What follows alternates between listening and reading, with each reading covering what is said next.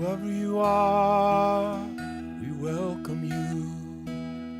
Wherever you come from, we welcome you. Whomever you love, we welcome you. Whoever you are, we welcome you. Wherever you come from, we welcome you. Whomever you love, we welcome you. Whoever you are, we welcome you. Wherever you come from, we welcome you. Whomever you love, we welcome you. Whoever you are, we welcome you. Wherever you come from, we welcome you. Whomever you love, we welcome you.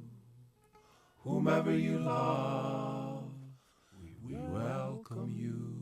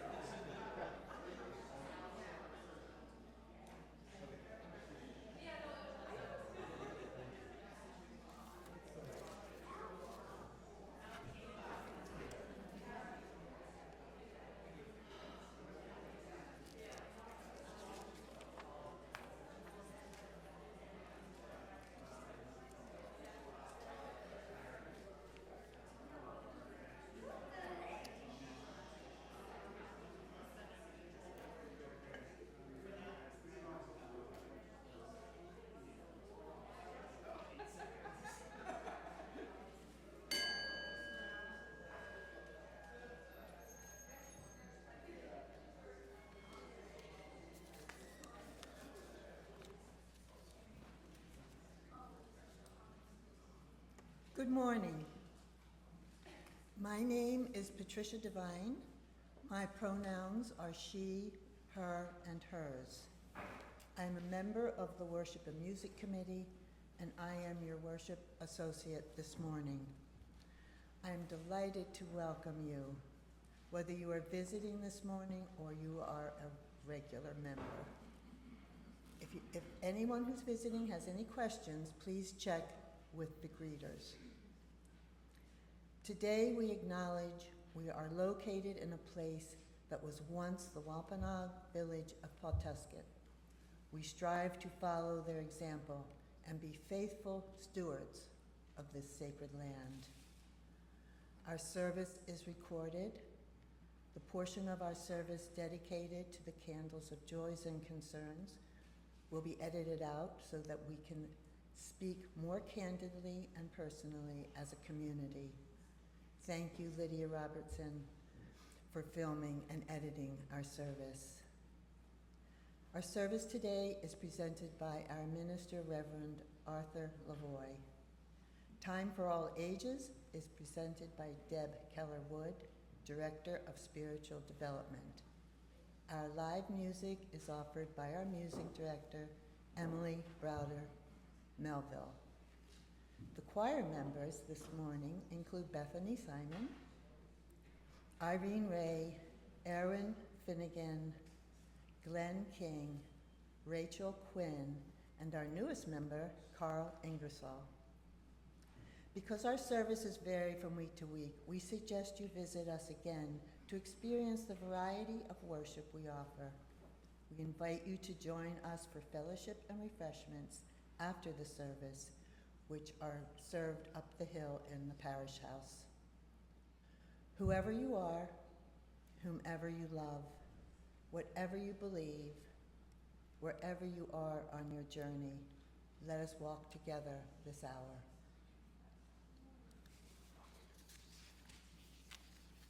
Good morning, everyone. I'm the Reverend Arthur Lavoie. My pronouns are he, him. And I am also happy to welcome everyone here this morning. I want to offer a special welcome to anyone who will be watching this service on our Zoom channel or online or public access through one of the public access stations.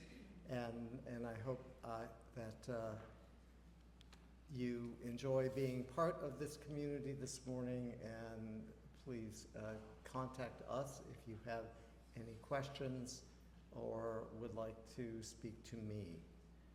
I want to make sure that everyone here, before we begin, has a copy of this thing which was added to the order of service this morning. It says Commissioning of Search Team on the top, because everyone will be participating in that ritual shortly.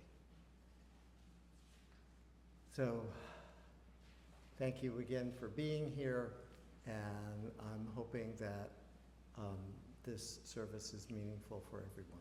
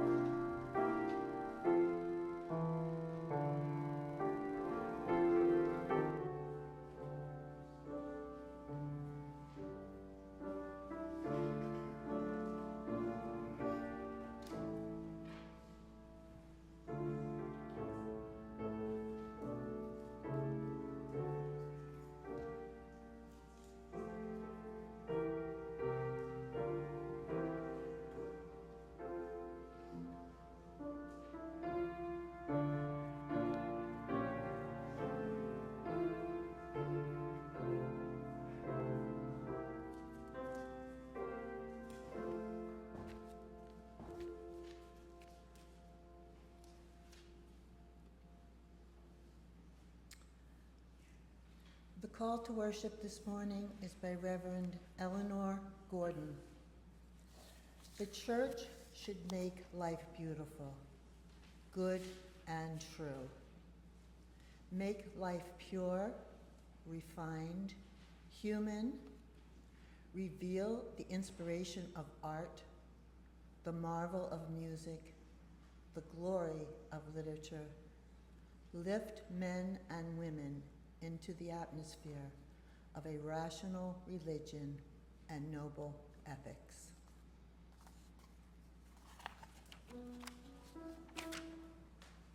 Please rise in body or in spirit. For number 116, I'm on my way, and Emily will direct us. Good morning. So this is a call and response, and literally I will sing something and then you will sing it back. At the end, we all sing together, and I think that we sing together sounds like this. It goes, I'm on my way, great God, I'm on my way. Let's try that together. I'm on my way, great God, I'm on my way. That's absolutely fabulous. Please echo.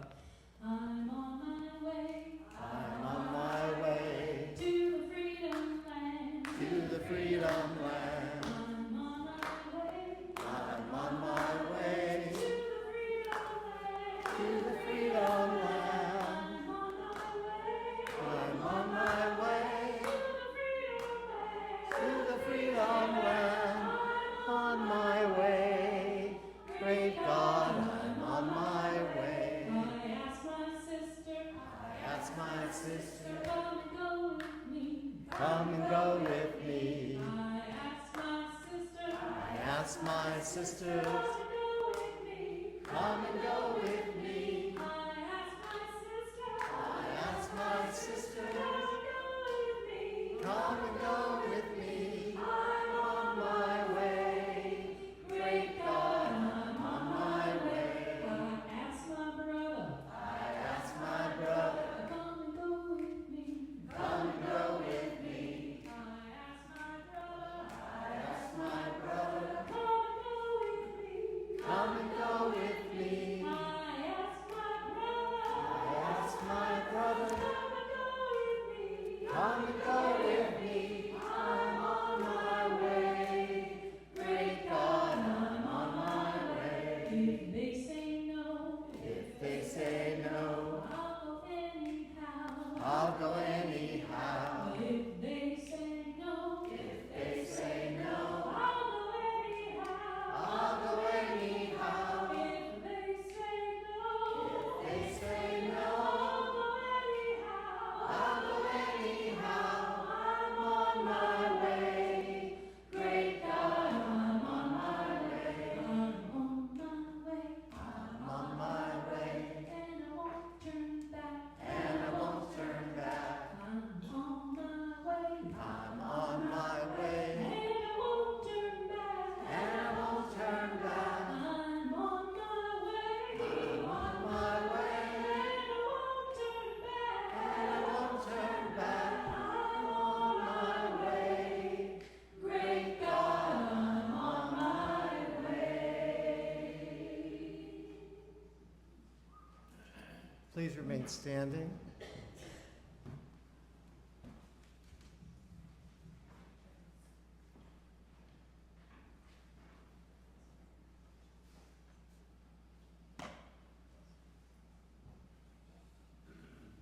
As we light our chalice.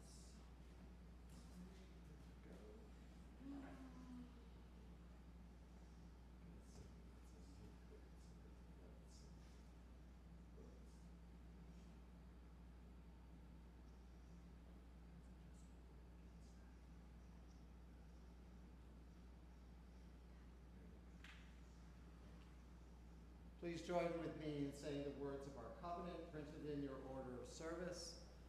Love is the spirit of this church, and service its law. This is our great covenant, to dwell together in peace, to seek the truth in freedom, to speak the truth in love, and to help one another. Please be seated.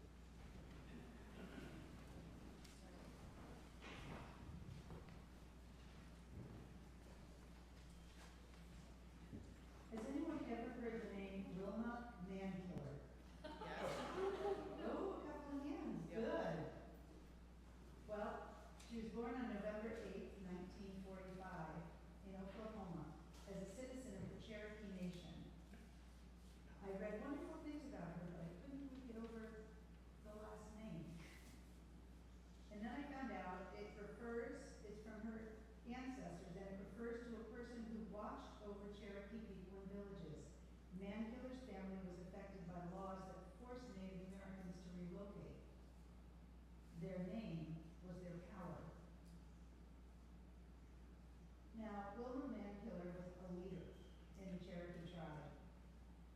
She became the first woman to be principal chief of the Cherokee Nation, leading the largest tribe in the United States.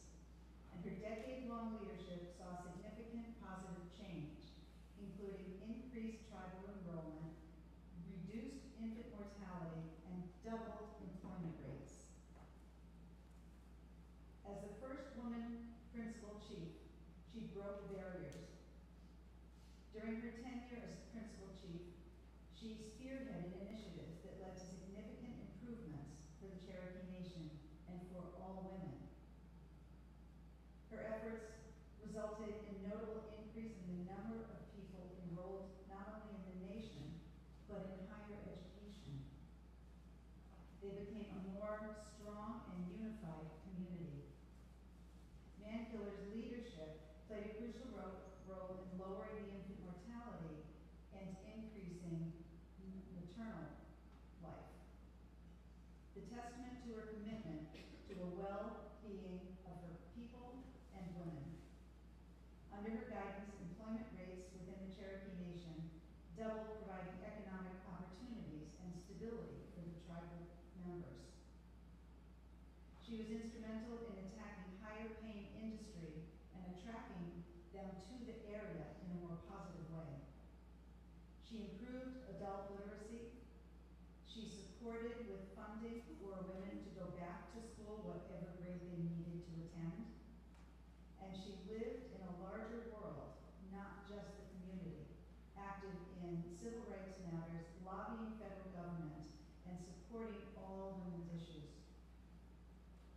She was afforded the Presidential Medal of Freedom by Bill Clinton in 1998. She was recognized for her exceptional leadership and contributions. There's even a quarter with her portrait on it. She died in 2010, leaving a legacy of cultural pride. She said, "I want to be remembered as a person, the person that helped us restore faith in ourselves and each other." Indeed, her policies on healthcare, education, and self-governance for the Cherokee Nation provided a model that has been followed by tribal nations and the U.S. ever since. She believed in the power and the commitment to people, and she was a special woman. Thank you.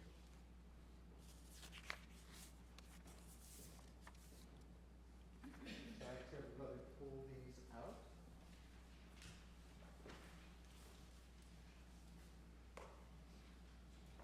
First Parish in Plymouth faces an exciting transition as you make plans to hire your next minister. I'd like to invite Julia Thomas and Debbie Marshall-Hewlett, co-chairs of your parish committee, to come forward and lead this ritual.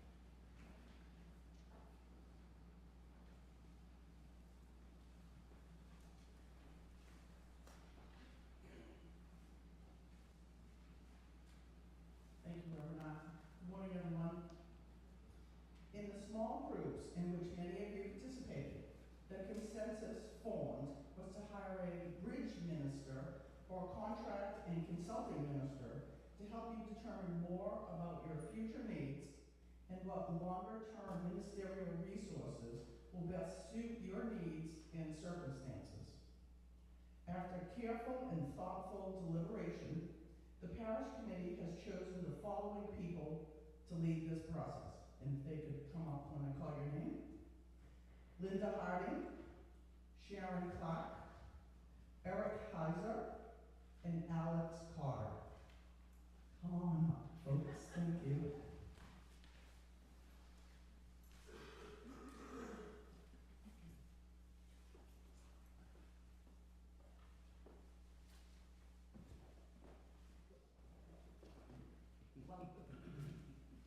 The four of you are hereby charged by the parish committee, the elected governing board of First Parish in Plymouth, to seek out a minister to serve us in Plymouth.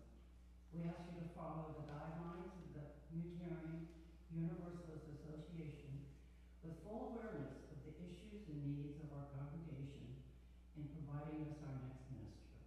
You will bring your findings and best choice of candidate back to the parish committee for our final approval. All together.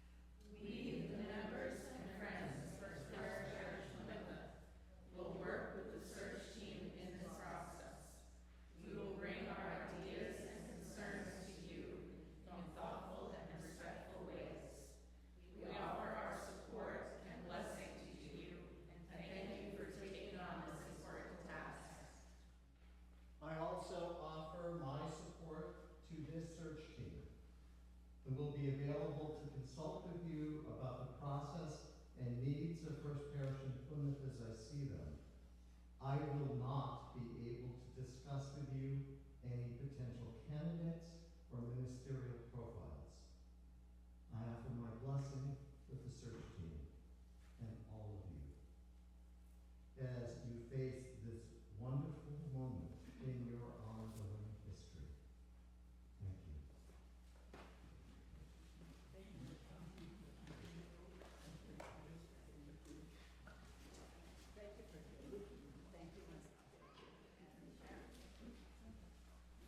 Please join us in singing Dead and the Kids Out. This little light of mine, I'm gonna let it shine. This little light of mine, I'm gonna let it shine. This little light of mine, I'm gonna let it shine. Let it shine, let it shine, let it shine.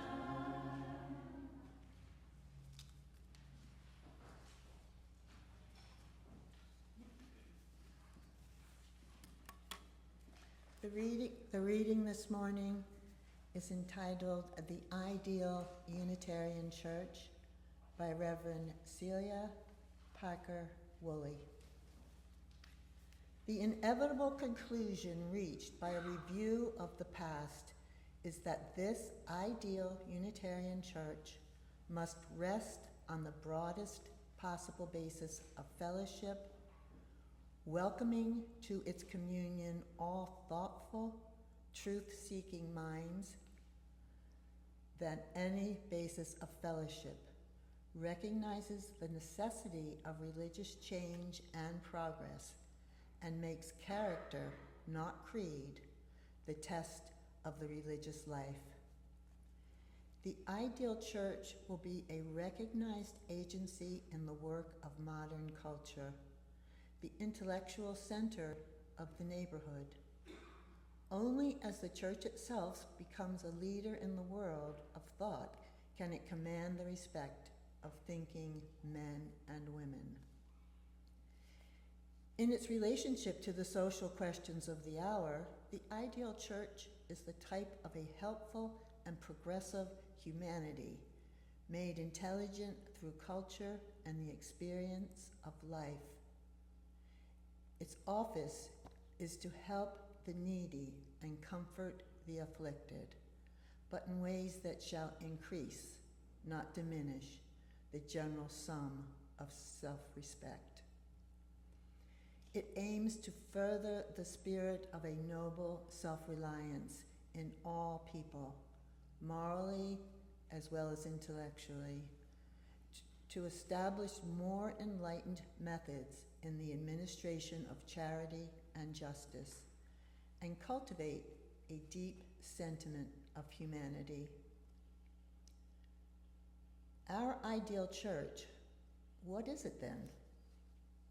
Primarily this: a religious organization whose basis of spiritual union lies deeper than any statement of belief can possibly reach, in the natural emotions of love, awe, and gratitude common to all people, emotions that rise with the contemplation of the great mysteries of nature and being. How happy are we to have gained a vision of this church, whose scripture is the written thought of the good and great of all time, whose worship is the setting of the soul in tune with nature and the laws of its own being, whose communion is that of brotherly and sisterly kindness and love, and whose crowning object is attained in a perfected humanity, freed from suffering and crime.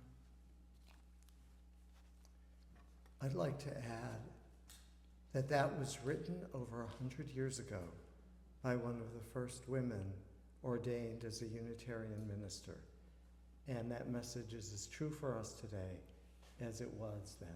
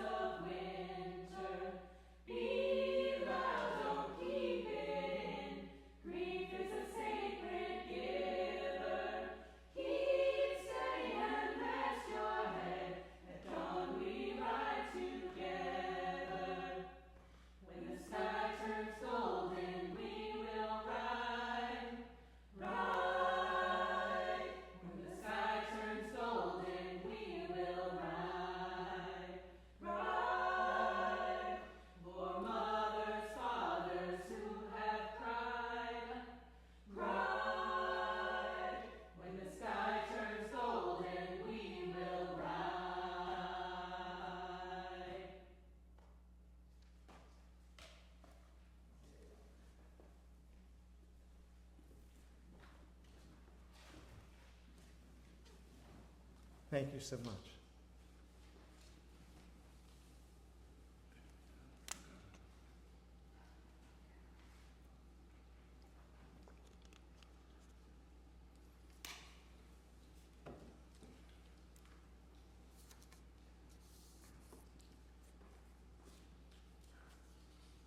So there I was in Orlando, Florida, the city, not the theme parks. It was August of 1999. As I was finishing seminary, I had moved to Orlando for 9 months to do a parish internship. Getting a tour of the church building for the first time, buildings actually, I walked into the church parlor and saw a portrait of a woman over the mantle and was told, "That's Eleanor Gordon, our founding minister." Founded in 1902, the church in Orlando was the first Unitarian church in the state of Florida.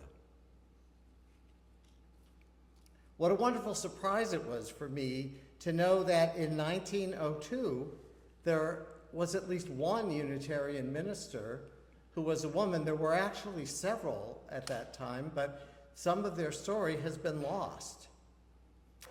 I had read about Olympia Brown. She was a woman ordained by the Universalists in the mid-1800s, and at that time the Unitarians and the Universalists were separate denominations. But I didn't know much about the history of women on the Unitarian side of our tradition, who were ministers in the 19th and early 20th centuries. But there was Eleanor, smiling down at me from her place of honor in that church's history, compelling me to learn more about these lost voices. After the Civil War, there was much movement across the Mississippi River to settle what was then known as the Western frontier. Most of the people moving west had left traditional family structures and had to band together with people they didn't know in order to survive. This forced them to be more open to a greater diversity of ideas and ways of being. Many traditional stereotypes were breaking down. Men and women had to work together to build their homes, till their fields, and care for their communities.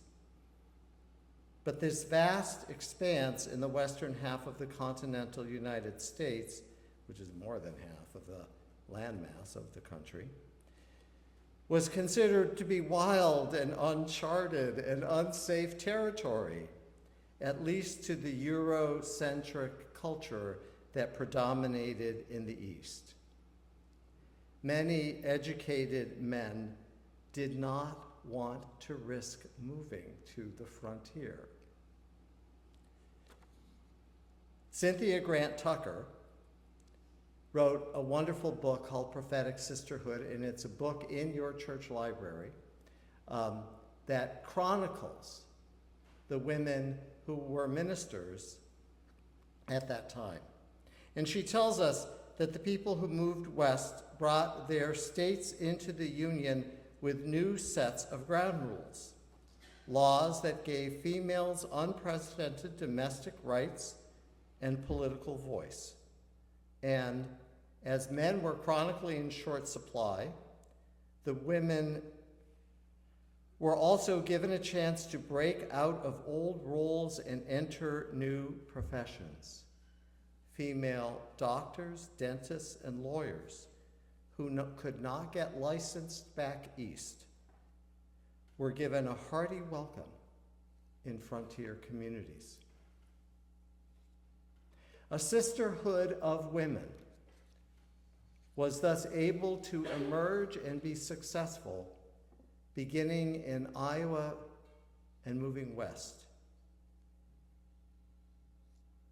A sisterhood of women in ministry The women, in turn, brought a new style of ministry to these communities. Eastern Unitarianism had grown stuffy and over-intellectualized. Church was often characterized by weekly pulpit appearances and an aloof pastoral style. Communities in the West had far different concerns. There weren't extended families to care for people in need. Education and social services were practically non-existent. People lived life on the edge, creating social structures as they went along. The churches could take a far stronger role in building communities. It became a place of learning throughout the week. There were classes in everything from basic homemaking skills to reading, writing, and arithmetic, from health and hygiene to religious values. The churches also opened the doors to new forms of social justice work in their communities. Where women's alliances in the East had limited power and authority, they now became groups based on self-affirmation. These ministers brought a commitment to a 7-day-a-week ministry that could offer protection, comfort, and nourishment to deal with the problems of poverty, sickness, and climate that affected people in these rural areas. The church became more of a home, and the congregation was asked to see itself as a family with all the privileges and responsibilities which that entails. The intellectualism of the religious system was transformed by the emphasis on community service and current affairs. This religion of doing and being was as radical as it was refreshing within the Unitarian denomination. They were truly a prophetic sisterhood. So what do I mean by prophetic? What is a prophet? The more popular answer is that a prophet is someone who can tell the future.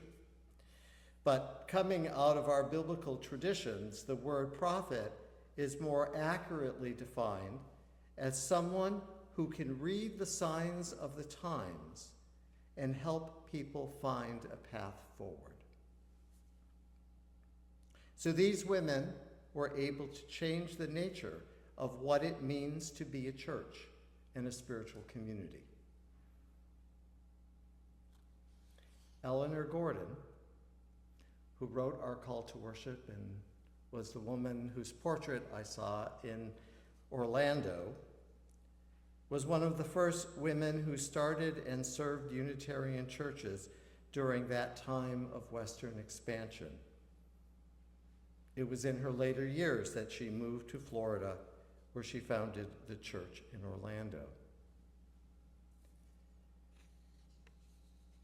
Since women often do their work behind the scenes and aren't the ones who write most of the history books, their important contribution to society and to this church can often get lost. That almost happened with this history of women in our ministry. Once the Western frontier became more settled, men in professional positions, such as ministers, doctors, and lawyers, felt safe going there. As we move further into the 20th century, there was a more conservative mood, and women ministers were pushed to the side. Many of them went to work in the suffrage movement or working in settlement houses. Settlement houses were community organizations that provided resources, training, and physical education programs and community support groups for immigrant families and were located in most of the larger cities. Hull House in Chicago was the most famous of the settlement houses. When I was the minister in Dorchester, for example, I was invited to join the board of Dorchester House, later renamed Dot House Health, which had begun as a settlement house in the 1890s by women from the Unitarian Church, serving mostly Irish and Italian immigrants at that time.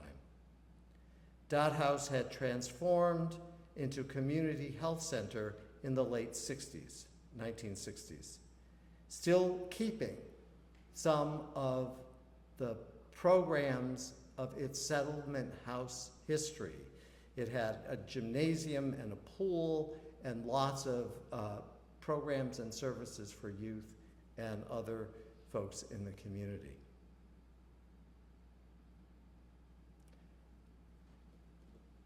We men can be wimps. We let women blaze the trail and we follow along.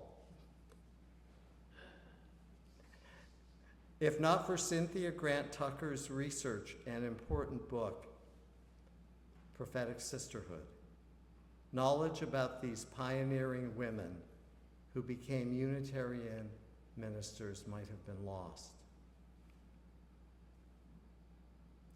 Moving ahead to the 1980s, the UU Women and Religion Committee was formed, and by then we were one denomination, Unitarians and Universalists.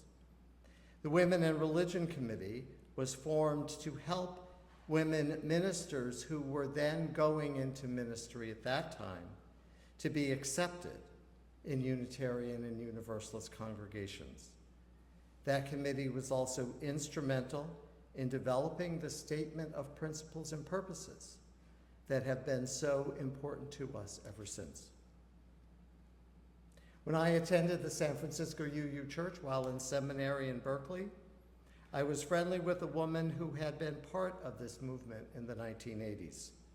She described it as an exciting time when exciting and transformative time in UU history, and one that helped move Unitarian Universalism to embrace more spiritually enriching worship practices as well as pagan rituals.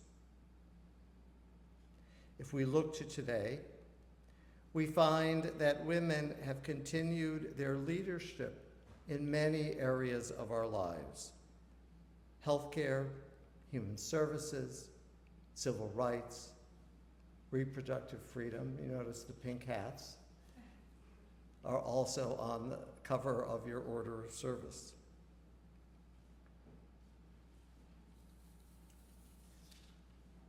They are also instrumental in realizing and helping us understand that gender does not have to be binary, limited to only two gender expressions, and that all people need the support to identify and develop their own sense of personhood. Today, there are more women than men as UU ministers, and the influence of women has forever changed our ministry. It is women who have led the way in teaching us to further develop our spirituality. We have all now adopted a more intimate pastoral style in our churches and a collegial style among clergy, which they pioneered. Knowing that church is a place where we care for each other and the larger community is now an expected part of our self-definition, thanks to their work.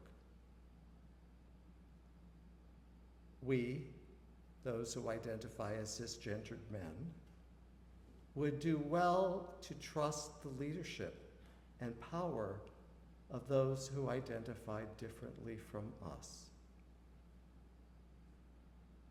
And we need to admit that we haven't done a very good job running things.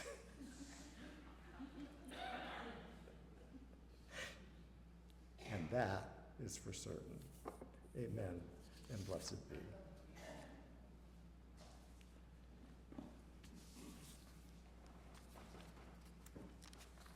And we are on So hymn number 117, Building a New Way, in the teal hymnal, and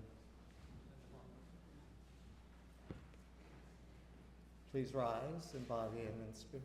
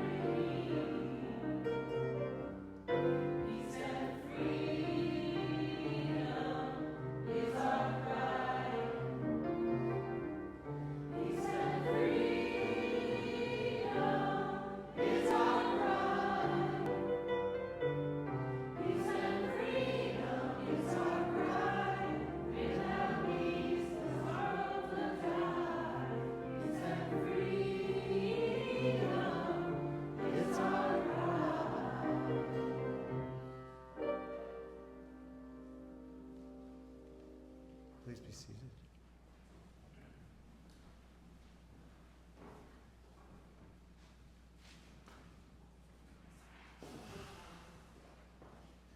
We are building a new way and need to be part of that journey as we move into a future that stands against some of the struggles we are facing today.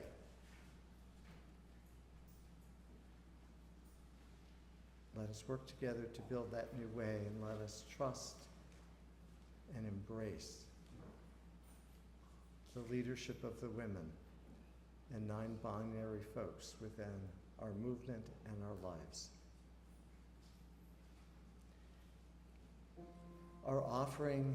Your offering for the work and future and mission of this congregation will all be gratefully received.